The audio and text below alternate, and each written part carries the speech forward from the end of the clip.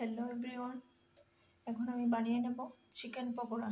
Chicken পকোড়ার জন্য এখানে চিকেনের পুরো নরম পিস নিয়েছি, হাড্ডি ছাড়া মাংসের পিস।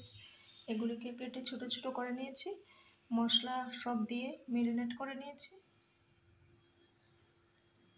এখানে বেসন গুলে নিয়েছি, কারণ এখন বানাবো চিকেন পকোড়া। পকোড়ার জন্য বেসনের মধ্যে দিয়েছি হলুদ আর লবণ দিয়ে এটাকে এভাবে গুলে নিয়েছি।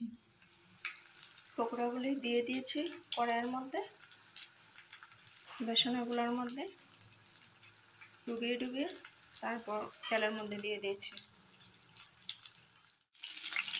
এখানে বড়াগুলিকে একবার উল্টে দিয়েছি, বড়াগুলি হয়ে যাচ্ছে। চিকেন পকোড়া বানানো খুবই ইজি, বানাতে বেশি টাইম লাগে না। চিকেন পকোড়া বানানো কমপ্লিট হয়ে গেছে। আমার ভিডিওটা যদি ভালো লাগে আপনারা একটা ছোট্ট লাইক আর সাবস্ক্রাইব করে দেবেন।